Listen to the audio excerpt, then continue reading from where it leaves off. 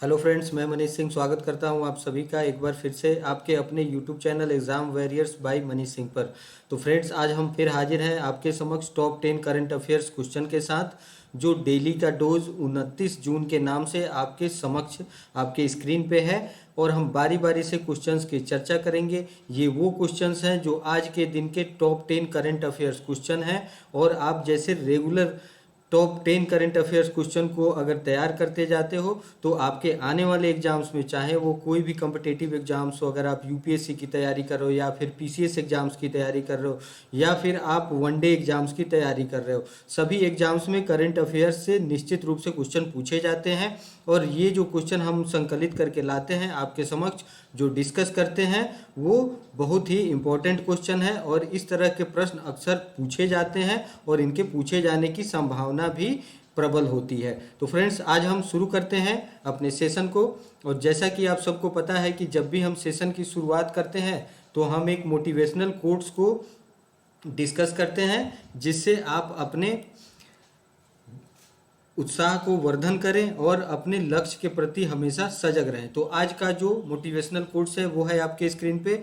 जैसा तुम सोचते हो वैसे ही बन जाओगे, खुद को निर्बल मानोगे तो निर्बल, और सबल मानोगे तो सबल ही बन जाओगे।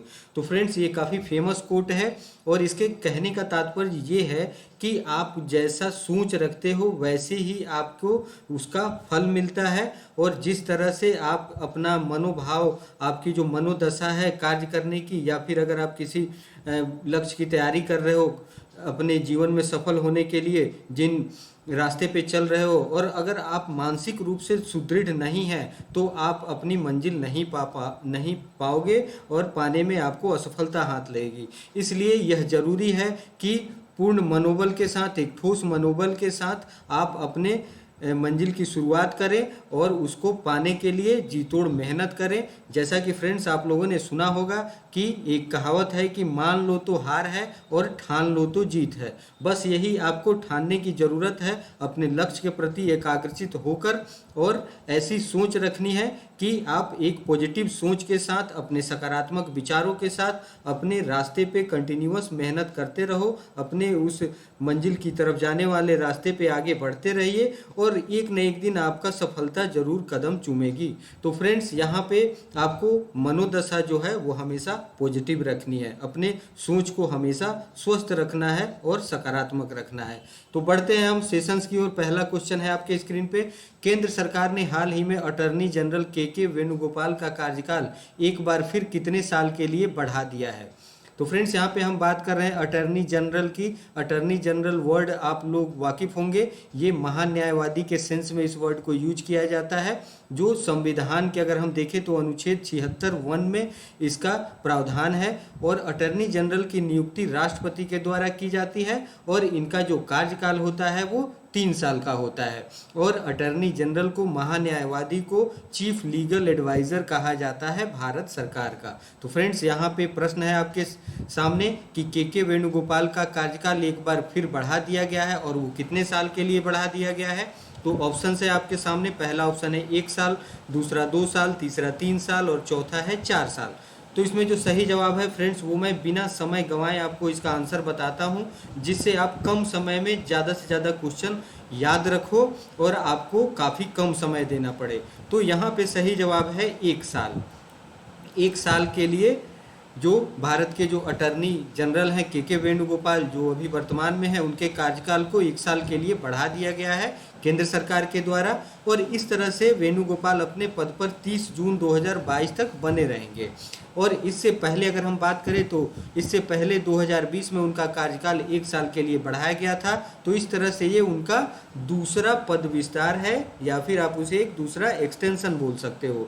तो के वेणुगोपाल, जिन्हें 1 जुलाई 2017 को भारत का अटॉर्नी जनरल बनाया गया था, और वे भारत के 15वें अटॉर्नी जनरल के रूप में 3 साल के लिए उन्होंने शपथ ग्रहण की थी। जैसे कि आपको इस फैक्ट से पता चल जाता है कि 1 जुलाई 2017 से 3 साल 2020 में पूरा हुआ, लेकिन एक बार पहली बार उन्हें 2020 में 1 साल का एक्सटेंशन दिया गया और अभी फिर 2021 में 1 साल का एक्सटेंशन उन्हें दिया गया है। और इस तरह से वे कुल मिलाकर 30 जून 2022 तक अभी तक की जो स्थिति है वो उस पर बने रहेंगे। तो फ्रेंड्स ये काफ़ी इंपॉर्टेंट क्वेश्चन है। इस तरह के प्रश्न अक्सर पूछे जाते हैं आपके वनडे एग्जाम्स में या फिर पीसीएस एग्जाम्स में। तो ये आपको याद रखने की ज़रूरत है कि भारत के वर्तमान अटॉर्नी जनरल कौन है, तो के वेणुगोपाल, और उनके कार्यकाल को 1 साल के लिए फिर से एक्सटेंड कर दिया गया है। अब हम बढ़ते हैं अगले प्रश्न की ओर। अगला प्रश्न है आपके स्क्रीन पे, रक्षा अनुसंधान एवं विकास संगठन डीआरडीओ ने दोहरी मार करने वाली किस परमाणु मिसाइल का सफल परीक्षण किया है? तो फ्रेंड्स हाल ही में डीआरडीओ ने एक दोहरी मार करने वाली परमाणु मिसाइल का सफल परीक्षण किया है। तो आइए हम इसके आंसर को देखते हैं। ऑप्शन है आपके सामने। पहला ऑप्शन है पृथ्वी, दूसरा अग्नि प्राइम, तीसरा निर्भय और चौथा नन ऑफ दीज, इनमें से कोई नहीं। और इसका जो सही जवाब है वो है अग्नि प्राइम। अग्नि प्राइम नाम के परमाणु मिसाइल का अभी हाल ही में सफल परीक्षण किया गया है। डीआरडीओ के द्वारा जो निर्मित है ये दोहरी मार करने में सक्षम है। और अगर हम इसकी बात करें अग्नि प्राइम की, तो ये सतह से सतह पर मार करने वाली ये बैलिस्टिक मिसाइल है और इसकी जो क्षमता है, इसकी जो रेंज है वो 2000 किलोमीटर है। और डीआरडीओ ने इसे ओडिशा के तट पर एपीजे अब्दुल कलाम द्वीप से अग्नि प्राइम का सफलतापूर्वक परीक्षण किया है हाल ही में। और ख़ास बात यह है फ्रेंड्स इसके बारे में कि यह मिसाइल परमाणु हथियार ले जाने में भी सक्षम है। तो ये एटॉमिक जो वीपन्स होते हैं उसके लिए भी सुटेबल है। तो फ्रेंड्स आपको याद रखना है, इसका नाम है अग्नि प्राइम। इस तरह के प्रश्न डिफेंस सेक्टर से इस तरह के प्रश्न पूछे जाते हैं जो आपके पीसीएस एग्जाम्स में या फिर वनडे एग्जाम्स में पूछे जाते रहे हैं, ऐसा देखा गया है। अब हम बढ़ते हैं अगले प्रश्न की ओर। अगला प्रश्न है आपकी स्क्रीन पे, हाल ही में किस भारतीय ने आईएसएसएफ विश्व कप में 25 मीटर पिस्टल स्पर्धा में स्वर्ण पदक जीत लिया है? तो फ्रेंड्स यहाँ पे हम बात कर रहे हैं अंतर्राष्ट्रीय निशानेबाजी खेल महासंघ की, जिसे आईएसएसएफ नाम से जाना जाता है, इंटरनेशनल शूटिंग स्पोर्ट्स फेडरेशन के नाम से जाना जाता है। और यहाँ पे प्रश्न है कि 25 मीटर पिस्टल स्पर्धा में स्वर्ण पदक किस खिलाड़ी ने, किस एथलीट ने जीता है? तो ऑप्शन है आपके सामने। पहला ऑप्शन है मनु भाकर, दूसरा हिना सिद्धू और तीसरा राही सरनोबत और चौथा चिंकी यादव। इसमें जो सही जवाब है फ्रेंड्स वो है राही सरनोबत। राही सरनोबत में 25 मीटर पिस्टल स्पर्धा में स्वर्ण पदक जीता है, जबकि युवा खिलाड़ी मनु भाकर इसमें 7वें स्थान पर रही। और मौजूदा विश्व कप में भारत का यह पहला स्वर्ण है, जबकि कुल मिला के देखें तो ये टोटल चौथा पदक है। इससे पहले भारतीय निशानेबाजों ने 1 रजत और 2 कांस्य पदक जीते थे। तो फ्रेंड्स इनका नाम आपको याद रखना है, इनका नाम है राही सरनोबत, जिन्होंने हाल ही में 25 मीटर पिस्टल स्पर्धा में स्वर्ण पदक जीता है। अब हम बढ़ते हैं अगले प्रश्न की और। अगला प्रश्न है आपकी स्क्रीन पे, नेशनल एंटी डोपिंग एजेंसी के पैनल ने निम्नलिखित में से किस महिला क्रिकेटर को डोप टेस्ट में फेल होने पर 4 साल का प्रतिबंध लगा दिया है? तो फ्रेंड्स यहाँ पे जैसे आप सबको पता है कि खिलाड़ियों की समय समय पे या फिर अगर कोई बड़ी प्रतियोगिता का आयोजन किया जा रहा है तो उससे पहले उन्हें एक डोपिंग टेस्ट से गुजरना पड़ता है। और ये टेस्ट जो है वो इसलिए किया जाता है कि खिलाड़ी कहीं कोई ऐसी वस्तु का सेवन तो नहीं कर रहे हैं, ऐसे कोई इंस्टिमुलेट आइटम्स का सेवन तो नहीं कर रहे हैं, ड्रग्स तो नहीं ले रहे हैं जिससे उनके खेल का जो उनका जो नैसर्गिक खेल है उसको प्रभावित कर सके। तो यहाँ पे हम उनका नाम जानने की कोशिश करते हैं, वो महिला क्रिकेटर कौन है? तो ऑप्शन है आपके सामने। पहला ऑप्शन है मिताली राज, दूसरा स्मृति मंधाना, तीसरा शेफाली वर्मा और चौथा अंशुला राव। तो फ्रेंड्स इसमें जो सही आंसर है वो है अंशुला राव। अंशुला राव को पॉजिटिव पाया गया है डोपिंग टेस्ट में। जो नाडा का नाम आप लोगों ने सुना होगा, नेशनल एंटी डोपिंग एजेंसी, जो राष्ट्रीय स्तर की एक नेशनल एंटी डोपिंग एजेंसी है, और उसके टेस्ट में इन्हें पॉजिटिव पाया गया। डोप टेस्ट में ये फेल हो गई और इन पे 4 साल का प्रतिबंध लगा दिया गया। और ये है भारतीय क्रिकेटर, महिला क्रिकेटर अंशुला राव। तो फ्रेंड्स ये आपको याद रखना है। और अंशुला डोप टेस्ट में फेल होने वाली भारत की पहली महिला क्रिकेटर है। तो इस हिसाब से भी ये प्रश्न काफ़ी इंपॉर्टेंट हो जाता है कि ये भारत की पहली महिला क्रिकेटर है जो डोप टेस्ट में फेल हो गई हैं। और मध्य प्रदेश से इनका ताल्लुक है अंशुला राव का। और ये दोनों सैंपल जो इनके टेस्ट में जो 2 सैंपल लिए गए थे, वो दोनों सैंपल की टेस्टिंग के बाद जब ये पॉजिटिव आ गया तो उसके बाद ये फैसला लिया गया कि इन पर 4 साल का प्रतिबंध लगा दिया जाए। तो फ्रेंड्स, इनका नाम आपको याद रखना है, ये काफ़ी इंपॉर्टेंट प्रश्न है कि ये पहली महिला क्रिकेटर है भारत की जो डोप टेस्ट में फेल हो गई है। अब हम बढ़ते हैं अगले प्रश्न की ओर। अगला प्रश्न है आपके स्क्रीन पे, राष्ट्रीय सांख्यिकी दिवस नेशनल स्टैटिस्टिक्स डे निम्नलिखित में से किस दिन मनाया जाता है? तो फ्रेंड्स, यहाँ पे ऑप्शंस हैं, पहला 29 जून, दूसरा 10 जनवरी, तीसरा 12 मार्च, चौथा 20 अगस्त। तो यहाँ पे हम बात करें सांख्यिकी दिवस मनाने की राष्ट्रीय स्तर पे, तो ये मनाया जाता है 29 जून को, 29 जून को। ये आपको याद रखना है कि नेशनल स्टैटिस्टिक्स डे मनाया जाता है। और अगर हम इस दिवस को मनाए जाने के पीछे की बात करें, थोड़ा सा अगर पीछे की घटनाक्रम में जाए, तो यह महत्वपूर्ण दिवस प्रसिद्ध भारतीय वैज्ञानिक एवं सांख्यिकविद पीसी महालनोबिस के आर्थिक योजना और सांख्यिकविद विकास के लिए उस क्षेत्र में उल्लेखनीय योगदान के लिए उनके सम्मान में ये मनाया जाता है, राष्ट्रीय सांख्यिकी दिवस। तो ये महान आर्थिक विशेषज्ञ थे, भारत के वैज्ञानिक थे, सांख्यिकी विशेषज्ञ थे। आपने सब ने इनका नाम सुना होगा, पीसी महालनोबिस का। महालनोबिस मॉडल जो है वो आपको अर्थशास्त्र में पढ़ने को मिलता है। और इस दिन को मनाने का उद्देश्य सामाजिक आर्थिक नियोजन और नीति निर्धारण में जो पीसी महालनोबिस की भूमिका थी उसके बारे में जनता में जागरूकता फैलाना और विशेष करके युवा पीढ़ी में जागरूकता फैलाना तथा उन्हें प्रोत्साहित करने के लिए इस दिवस को प्रति वर्ष मनाया जाता है। तो फ्रेंड्स, ये आपको याद रखना है, ये काफ़ी इंपॉर्टेंट क्वेश्चन है कि 29 जून को हम मनाते हैं राष्ट्रीय सांख्यिकी दिवस। अब हम बढ़ते हैं अगले प्रश्न की ओर। अगला प्रश्न है आपके स्क्रीन पे, इंडिया रेटिंग्स एंड रिसर्च ने वित्त वर्ष 2021-22 के लिए भारत की जीडीपी विकास दर कितने प्रतिशत रहने का अनुमान लगाया है? तो फ्रेंड्स, ये एक रेटिंग एजेंसी है, इंडिया रेटिंग एंड रिसर्च, और इसका अनुमान है, इसका प्रोजेक्शन है भारत के जीडीपी डेवलपमेंट के बारे में 2021-22 के लिए वो इन्होंने कितना अनुमान लगाया है। और इस तरह से अन्य भी बहुत सारी संस्थाएं हैं जो जीडीपी विकास दर पे अनुमान लगाती है। जैसे कि हम बात करें इसमें तो स्टैंडर्ड एंड पुअर्स की बात आती है, क्राइसिल की बात आती है, मूडीज़ का नाम आप लोग सुने होंगे, इसमें वर्ल्ड बैंक का भी नाम आता है, इसमें आईएमएफ का भी नाम आता है। तो ये समय समय पे जीडीपी विकास दर का अनुमान लगाती हैं। तो यहाँ पे ऑप्शन है आपके सामने, पहला ऑप्शन है 8.6%, दूसरा 7.6%, तीसरा 9.6% और चौथा 5.6%। तो फ्रेंड्स, इसमें जो सही आंसर है वो है 9.6%। जो इंडिया रेटिंग एंड रिसर्च ने वित्त वर्ष 2021-22 के लिए भारत के जीडीपी विकास दर में विकास की जो प्रोजेक्शन है, वो जो अनुमान लगाया है वो है 9.6%।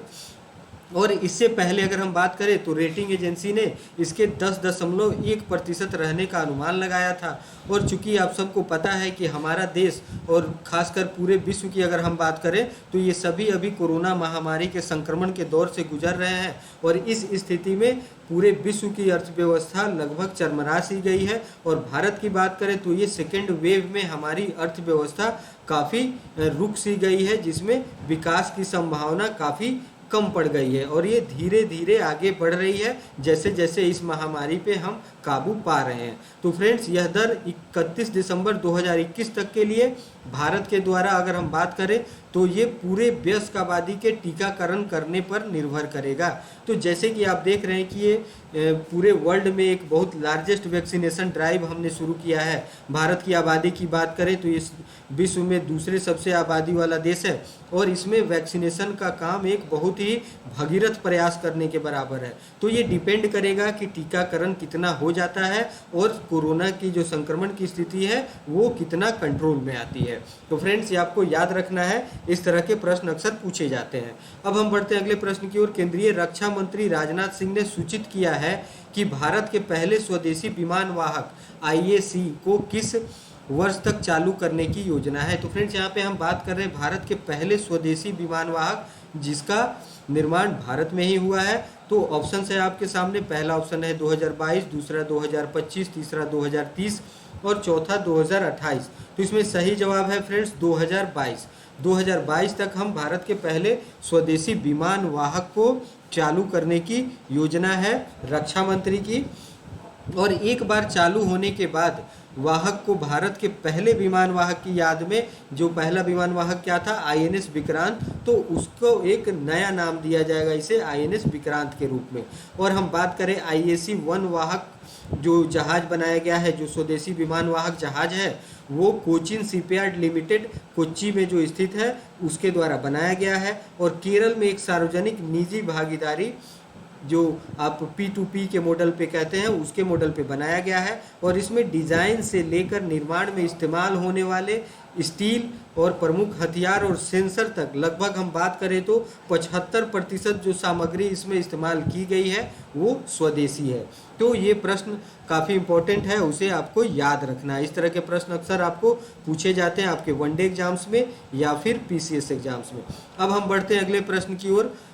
निम्नलिखित में से किस देश ने विशाल बेहतन जल विद्युत संयंत्र की 2 इकाइयों को ऑपरेशनलाइज किया है, कार्यान्वित किया है, जो दुनिया भर में निर्माणाधीन सबसे बड़ी जल विद्युत परियोजना है? तो फ्रेंड्स, इसका नाम है बेहतन जल विद्युत संयंत्र। और ये दुनिया भर में जितने भी निर्माणाधीन विद्युत संयंत्र हैं उनसे सबसे बड़ा ये जल विद्युत परियोजना है। तो यहाँ पे ऑप्शन है फ्रेंड्स, पहला ऑप्शन है नेपाल, दूसरा रूस, तीसरा भारत और चौथा चीन। तो ये चाइना की जल विद्युत परियोजना है जो दुनिया की सबसे बड़ी जल विद्युत परियोजना के रूप में है, जिसका नाम है बेहतन। और इसे इसकी 2 इकाइयाँ को ऑपरेशनलाइज किया गया है अभी हाल ही में। और बेहतन जल विद्युत परियोजना का निर्माण चाइना के 3 गॉर्जेस कॉरपोरेशन ने किया है। आप सबको पता होगा कि चाइना का सबसे ऊंचा बांध क्या है, और वो चाइना क्या, वो वर्ल्ड में है सबसे ऊंचा, और उसका नाम है 3 गॉर्जेस डैम। तो उसी कॉरपोरेशन ने इसका निर्माण किया है, इस जल विद्युत परियोजना का, जो दुनिया के सबसे बड़े हाइड्रो पावर प्लांट का संचालक है। और अगर हम इस परियोजना की कुल स्थापित क्षमता की बात करें तो यह 16 मिलियन किलोवाट है, जो वर्ल्ड में सबसे ज़्यादा है। तो फ्रेंड्स, आपको याद रखनी है, ये काफ़ी इम्पोर्टेंट प्रश्न है, इसमें बेहतन नाम आपको याद रखना है। ये दुनिया की सबसे बड़ी जल विद्युत परियोजना है। अब हम बढ़ते हैं अगले प्रश्न की ओर। अगला प्रश्न है आपके स्क्रीन पे। अगला प्रश्न हम देखते हैं, 9वां प्रश्न। जून 2021 को यूएनसीसीडी द्वारा किस भारतीय संगठन को प्रतिष्ठित लैंड फॉर लाइफ अवार्ड से सम्मानित किया गया है? तो फ्रेंड्स, यहाँ पे ऑप्शंस हैं फैमिलियल फॉरेस्ट्री, दूसरा है नीर बचाओ संगठन, तीसरा है तरुण भारत संगठन और चौथा है भूमि बचाओ संगठन। तो यूएनसीसीडी के द्वारा जो लैंड फॉर लाइफ अवार्ड से जिसे सम्मानित किया गया है वो संस्था है फैमिलियल फॉरेस्ट्री। और ये फैमिलियल फॉरेस्ट्री राजस्थान राज्य से बिलोंग करता है। और अगर हम बात करें, इस वर्ष यह पुरस्कार भारत के राजस्थान राज्य के पर्यावरण संरक्षण संगठन है, ये फैमिलियल फॉरेस्ट्री, इसे प्रदान किया गया है। और हम यूएनसीसीडी, जिसे UN convention to combat desertification, ये जो यूएनसीसीडी है ये डेजर्टिफिकेशन के अगेंस्ट में इस तरह के पुरस्कार की घोषणा करती है, जिसका नाम है लैंड फॉर लाइफ अवार्ड। और ये दिया गया है राजस्थान के एक पर्यावरण संरक्षण संगठन फैमिलियल फॉरेस्ट्री को। और फैमिलियल फॉरेस्ट्री जो है वो राजस्थान के बीकानेर के एक प्रोफेसर हैं जिनका नाम है श्याम सुंदर जयानी, इनके द्वारा प्रारंभ किया गया था 2003 में। पर्यावरण संरक्षण इसका उद्देश्य था। और यह पुरस्कार भूमि संरक्षण की दिशा में किए गए प्रयासों के लिए उत्कृष्टता तथा नवाचार को मान्यता प्रदान करता है। और इस पुरस्कार को भूमि संरक्षण और बहाली के संबंध में विश्व का सर्वोच्च पुरस्कार माना जाता है।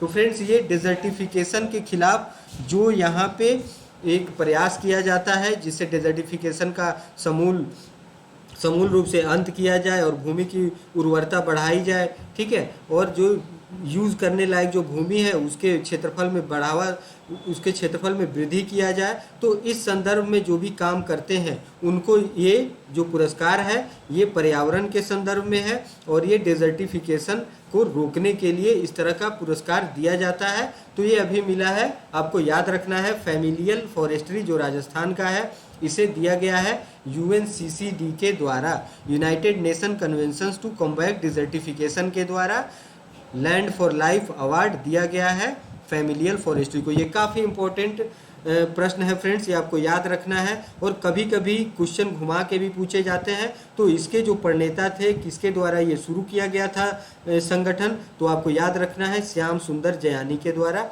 और कभी कभी इनका नाम भी पूछा जा सकता है आपके एग्जाम्स में। अब हम बढ़ते हैं अगले प्रश्न की ओर। जून 2021 में कौन पेट्रोलियम एवं प्राकृतिक गैस नियामक board, petroleum and natural gas regulatory board के नए अध्यक्ष नियुक्त किए गए हैं? तो फ्रेंड्स ऑप्शन है आपके सामने। पहला ऑप्शन है इंदु शेखर चतुर्वेदी, दूसरा तरुण कपूर, तीसरा संजीव नंदन सहाय और चौथा गुरमीत सिंह। तो फ्रेंड्स इसमें जो सही आंसर है वो है संजीव नंदन सहाय। संजीव नंदन सहाय को हाल ही में पेट्रोलियम एवं प्राकृतिक गैस नियामक बोर्ड का अध्यक्ष नियुक्त किया गया है। और ये सेवानिवृत्त IAS अधिकारी हैं और ये पूर्व ऊर्जा सचिव रह चुके हैं, जिनका नाम है संजीव नंदन सहाय, ये आपको याद रखना है। और नीति आयोग के सदस्य BK सारस्वत की अध्यक्षता में गठित एक कमेटी थी, जिन्होंने उनके नाम को सजेशन दिया और मंजूरी प्रदान की।